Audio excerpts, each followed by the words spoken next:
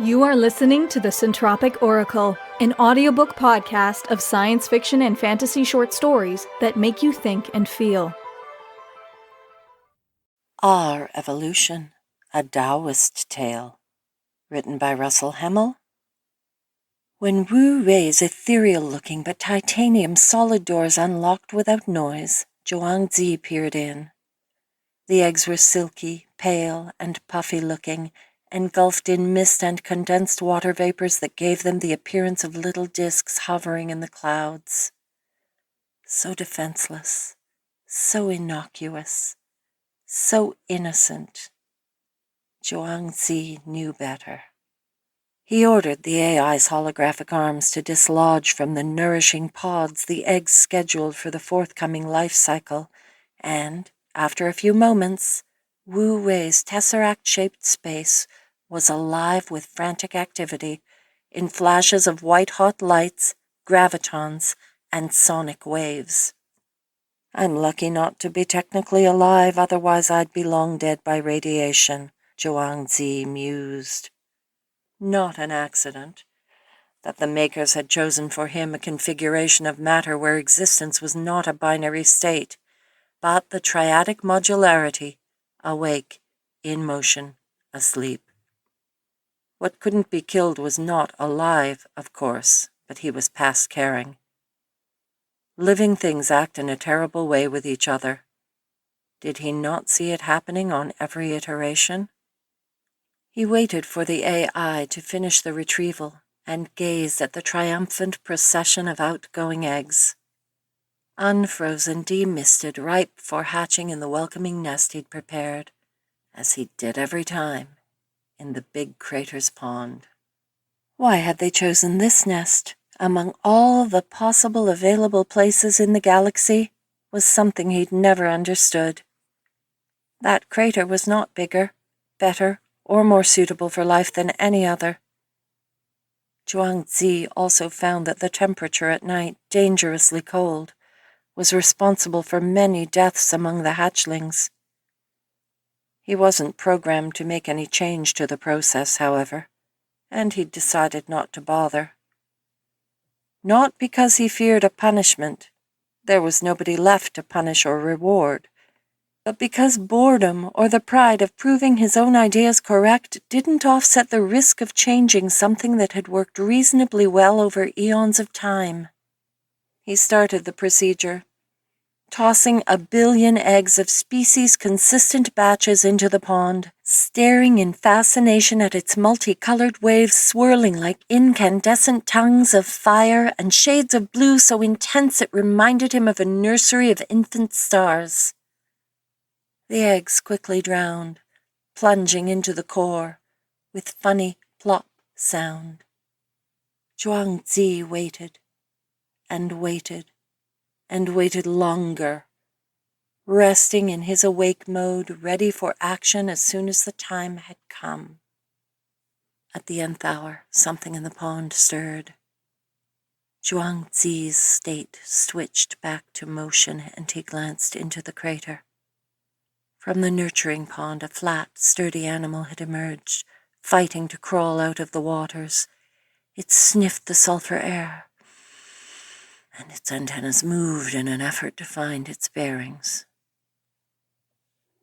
When it finally managed to climb the crater walls, it stopped on the brim, sensing Zhuangzi's presence without being able to locate him. Zhuangzi gave it an appraising look. It was ready. He gently removed it from the rock and tossed it into the wild. There was an entire planet for its species to thrive. He repeated the same process over many orbits around the parent star, marveling at the perfection of a few unusual hatchlings, helping the scared ones out of their nest, and discarding the unfit units. Trilobites and ferns, snowcats and blue mantises, raffles fish and pterodactyls, in a bio-galore triumph of life. The primates, with their huge brains and frail, fast-decaying bodies, came out at the end, as they usually did, And Zhuangzi knew it was only a matter of a few more orbits before they'd put the entire ecosystem in disarray, in their effort to dominate and steer it toward what they thought was a meaningful direction. Without wondering if the others were in agreement or if it were the right decision in the first place. That had always been the case over countless iterations, and the conclusions had never been good. A dying trilobite came to rest just beside the native pond to be devoured by a swarm of bacteria. If there were something eons of time had never cured, it was his curiosity about why the makers, so powerful and thoughtful and omniscient, had not previewed any improvement or learning capabilities in the egg's genetic pool. Why allow a species to kill itself and the others over and over, and not provide them with a device to treasure past learning? They all seemed incapable of transmitting anything useful to their offspring. Too genetically faulted to embed their achievements in their DNA. As individuals, as generations, as species, as iterations, again and again, like a sad circus that never stopped. Would things end any different this time? Zhuangzi raised his receptors, glimpsing at the planet. 1,000,000 orbits had been completed, and the thing he had dreaded was happening in a primate-led annihilating sweep. Zhuangzi sighed, switching its attention to Wu Wei. The portal had reopened like a carnivorous flower, and the cycle was ready to start again in the opposite direction. Instead of ejecting eggs, it would gobble up the cadavers of destroyed species, war casualties of a ravaged planet. Nothing ever got wasted in the universe, only changes status, they'd said. Or was it a fairy tale that the makers had made him believe to convince him to take care of Wu Wei's correct functioning? He knew about entropy. He knew about depletion. He just knew. Zhuangzi started cleaning up the mess, with the resigned attitude of an undertaker and the awareness that things couldn't be different. When Wu Wei's door finally shut down to stay closed for a few eons, he decided to make the next iteration different.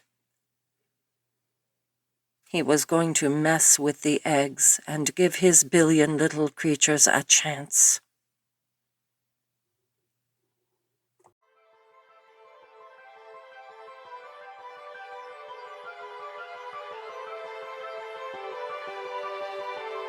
We hope you enjoyed Our Evolution, A Daoist Tale by Russell Hemmell, read by Pam Kearns.